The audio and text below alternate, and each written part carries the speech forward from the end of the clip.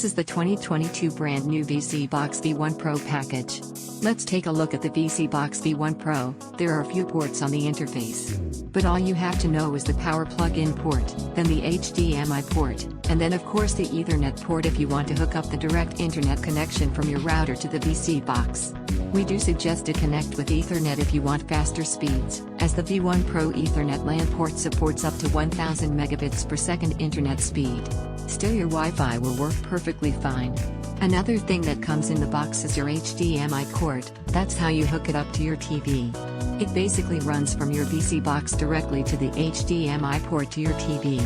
The next thing you get in the package is a power cord, and that's how you power up the vSeeBox. Also, there is an antenna inside the package to strengthen the Wi-Fi receiving signal. You can install it on the back of the vSeeBox. The package comes with an infrared remote control, with TV box control panels. Together with TV control panel, you can set up the TV control panel later in order to open your TV, and turn your TV volume up or lower. We will later release the video about how to set it up. Let's continue with the remote. You need to prepare two 3A batteries and insert them into the remote. Now you can plug the HDMI into your TV HDMI port. Then plug the power cord to the back of vSeeBox to power it up. Make sure you have put it on the correct HDMI port that your TV is on. You can click Input/Source of your TV remote and make sure it goes to the correct HDMI.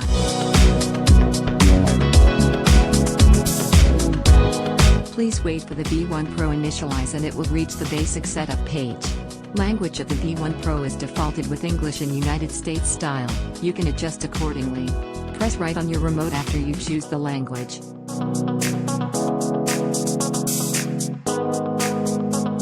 Next section is display setup.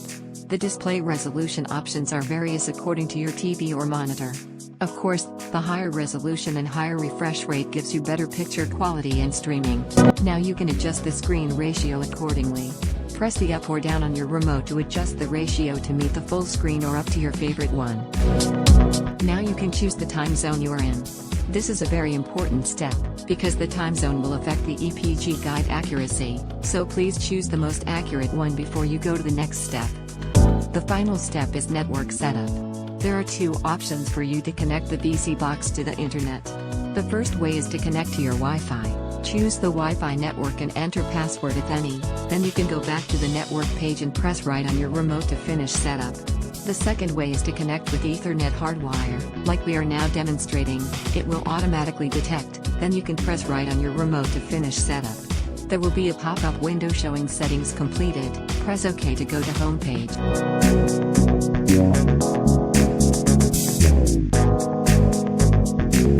On home screen, if your vSeeBox connected to network successfully, on the Recommend section, it will show the HeatLive and HeatVOD. This is how you can use the vSeeBox to stream 1000 plus live TV and 4000 plus VODs without subscriptions. Select HeatLive to install it, wait until automatic setup finished, and the HeatLive will open automatically. Now you can enjoy the Heat Live for streaming.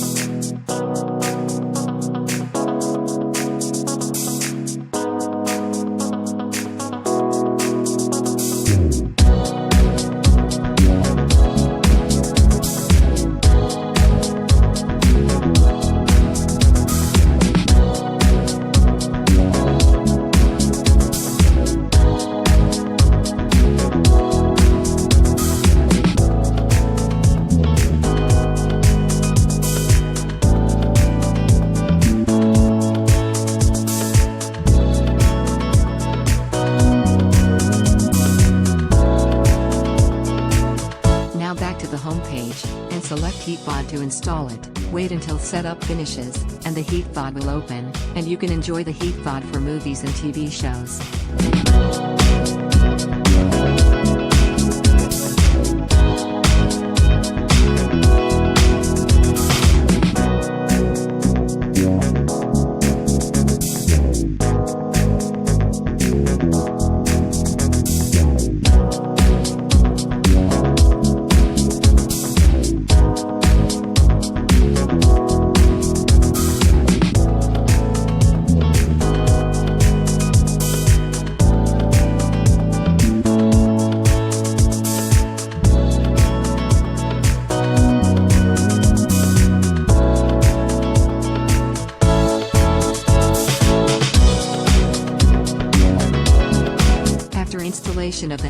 he thought. You can press the live TV and movie buttons on the remote to open them in one click.